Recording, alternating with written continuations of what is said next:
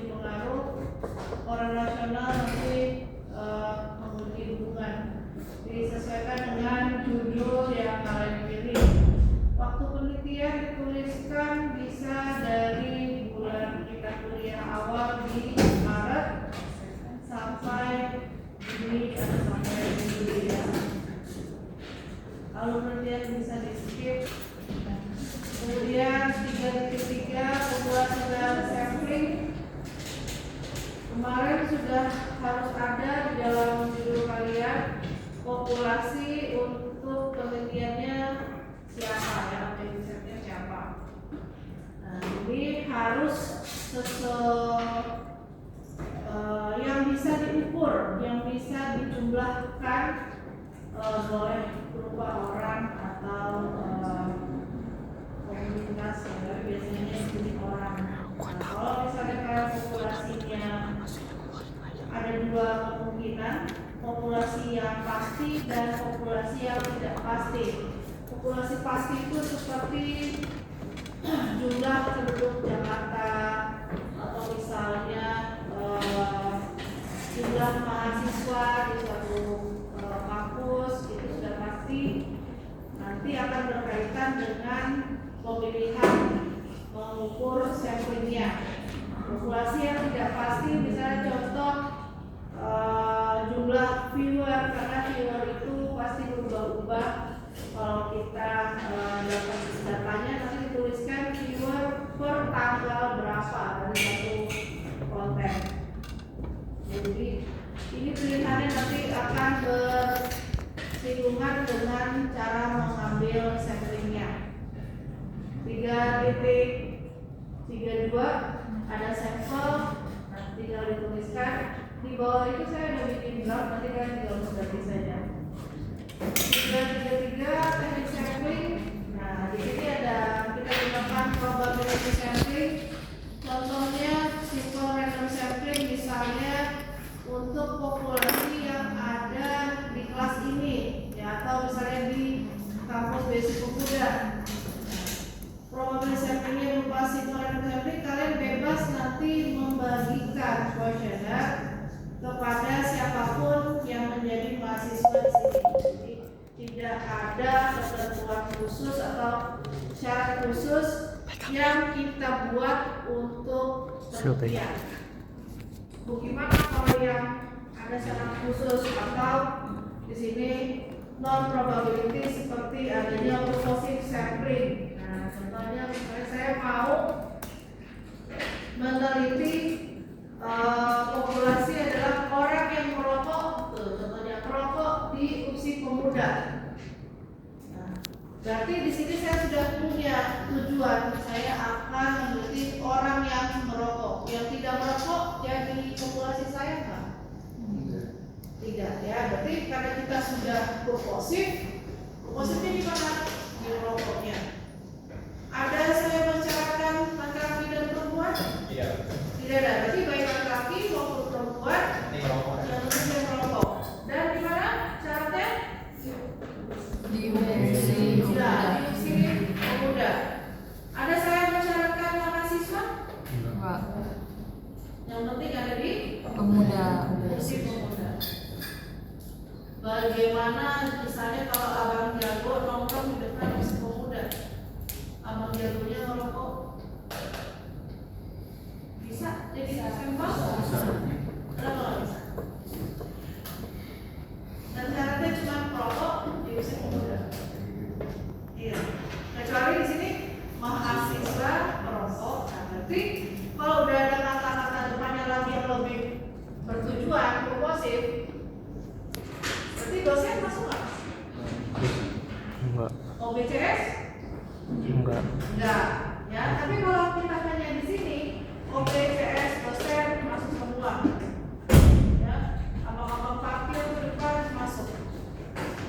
Ya, jadi nanti lihat di penelitian kalian, judul kalian itu populasinya siapa? Terus kira-kira probability sampling atau non probability. Jadi siapa aja bisa jadi sampel. Sedangkan yang non probability tidak semua orang menjadi sampel. Jadi kalau siapa saja yang bisa, bebas kita menyebarkan kuesioner. Tapi kalau kita sudah non probability purposes, ada contohnya. Jadi dengan tujuan yang pokok, kita nggak bisa menyebarkan ke sembarang orang. Contoh lain misalnya ada, saya mau populasinya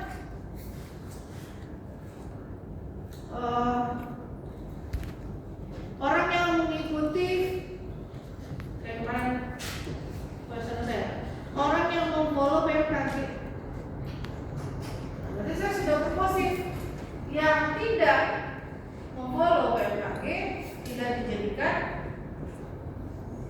populasinya, tidak jadi sampling. Saya nggak bisa meneruskan pemberian kuesioner kepada yang tidak follow.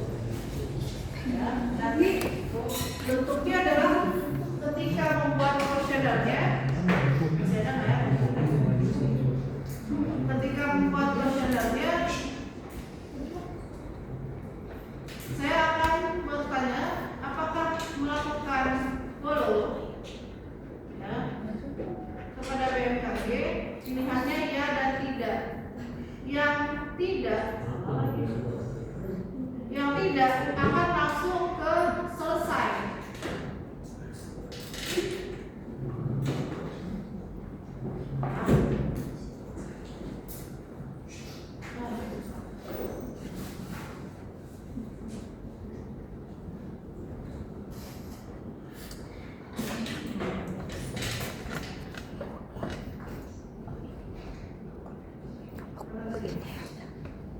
Bikin kuesioner anjing susah, gampang, katanya pakai rumus.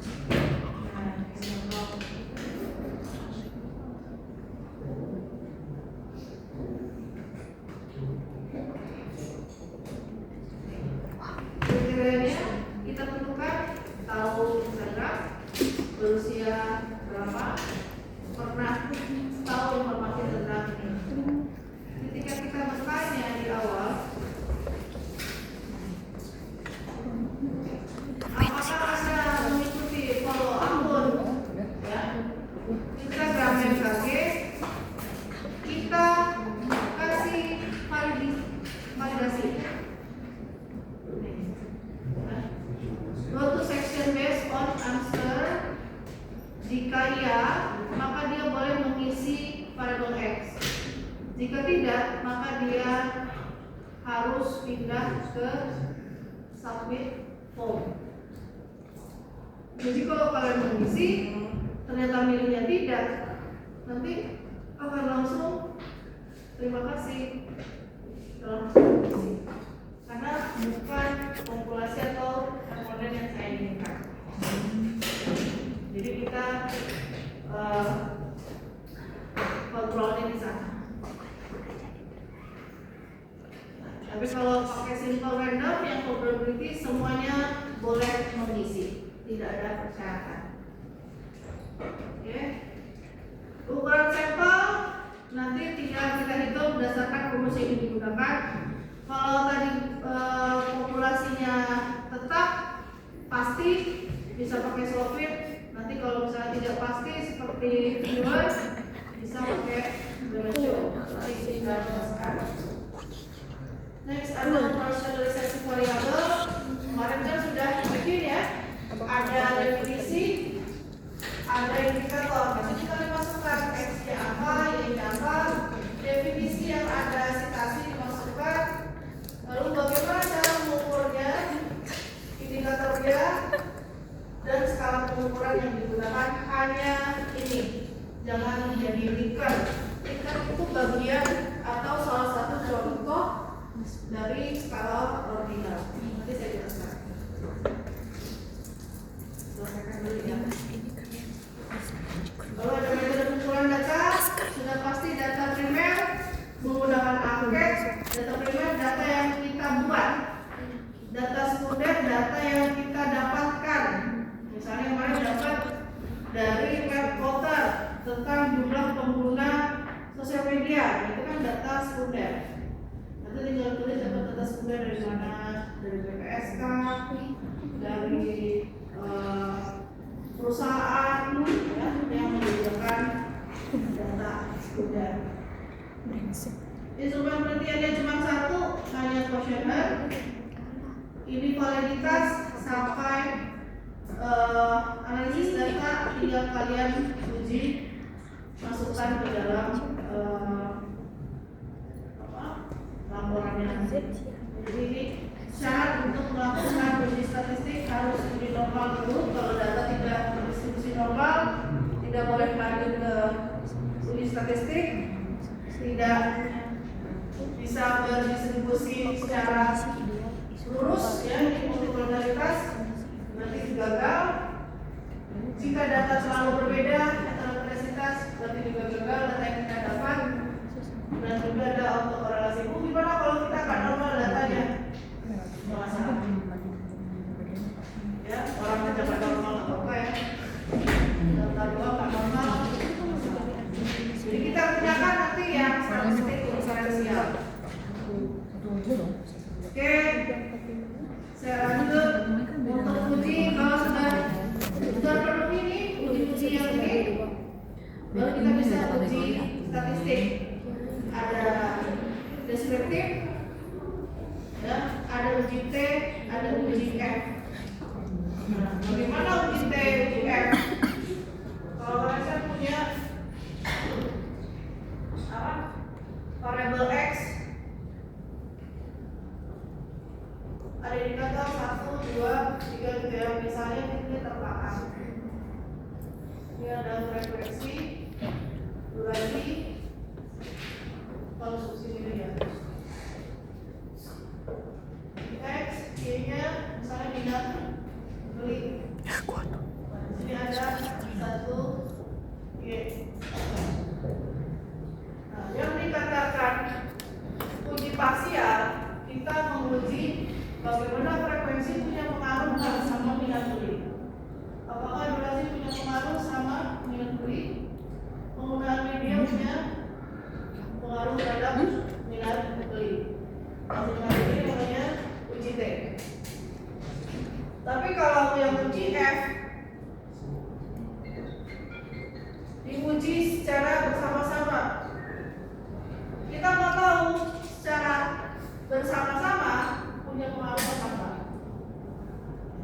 Nah ini kalian mengerjakannya tidak menguji satu-satu, tapi kalian langsung uji F. Nanti dari uji F keluar ke uji T-nya sekalian. Nah jadi langsung nggak satu-satu, kecuali yang atas. Kalau yang atas satu-satu. Ya, jadi ini bisa dilakukan jika data sudah oke di asumsi klasik.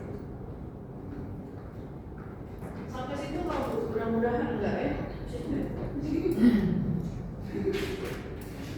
Oke, kita lanjut dulu di operasionalisasi variabel contoh. Nah ini definisi yang didapat dari telah artikel yang ada citasinya. Lalu untuk menjawab atau menghitung atau mengukur keterpaparan itu harus dilihat dari apa definisi operasionalnya. Nah, berapa sering, berapa lama, terus berapa intensif melakukan kegiatan dengan konten. Dilihat dengan indikator yang frekuensi, durasi, sama konsumsi media. Lalu buatlah pertanyaan atau pernyataan kuesionernya. Ya. Kalau ini kan pertanyaan atau pernyataan? Pertanyaan. Kalau kita ganti jadi pernyataan gimana?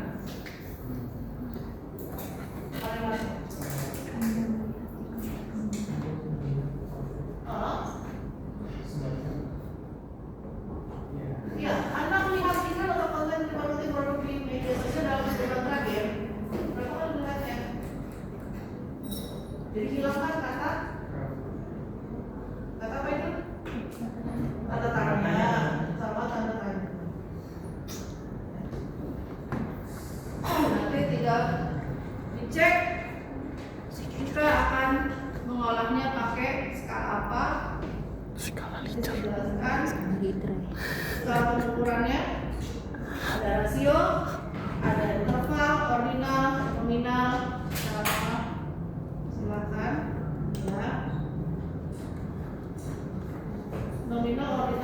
nol rasio.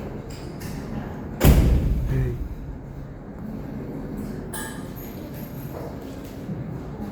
jadi indikator tadi akan muncul pertanyaan